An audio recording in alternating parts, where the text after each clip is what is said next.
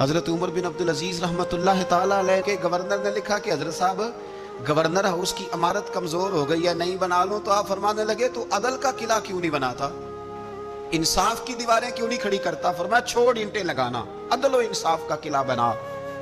سب سے بڑی بات یہ تھی کہ بڑے پابند تھے صوم و صلات کے، دن کو تلاوت کرتے، رات کو عبادت کرتے، پنجگانہ نماز میں کھڑے ہوتے، اللہ کے خوف کی بات آتی تو چڑیا کی طرح پڑپڑاتے، ڈرتے. آپ کی اہلیہ کہنے لگی عمر بن عبدالعزیز یہ کیفیت کیسے ہوئی؟ فرمانے لگے ایک ذہن میں بات بیٹھ گئی تھی کہ رب نے حساب پوچھنا ہے اور میں نے حساب دینا ہے. تو جس کو پتا ہونا میں نے حساب دینا ہے اور مجھ سے کسی نے حساب پوچھنا ہے، حساب دینا ہے اور کسی نے حساب پوچھنا ہے. تو فرماتے ہیں جب یہ ذہن بن گیا نا کہ میں نے حساب دینا ہے اور رب نے حساب پوچھنا ہے، تو بس پھر میں نے حساب کر کے رکھنا شروع کر دیا. پھر میں نے کوشش کی ہے کہ حساب کروں کہ نا انصافی نہ ہو جائے، ظلم نہ ہو جائے. ایک آدمی بڑی دور سے چل کے آیا، عرض کی حضور آپ کے گورنر نے میرا مال چھین لیا ہے، واپس نہیں کرتا.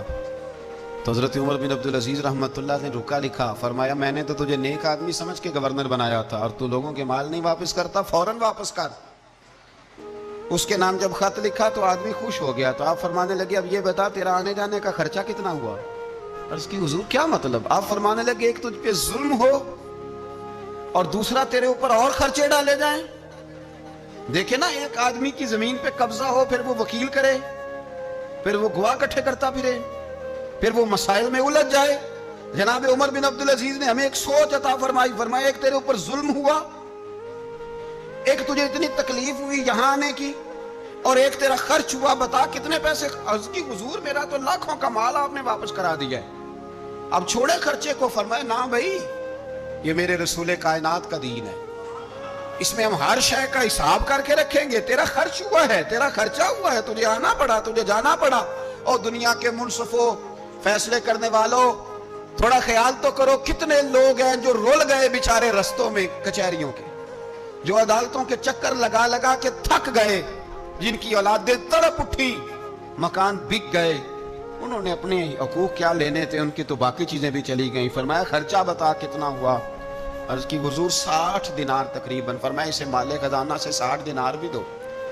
پھر فرمایا میری جیب سے اسے 50 اور دو تاکہ یہ آنے جانے میں مزید روٹی کھا سکے، گوشت کے ساتھ روٹی کھائے.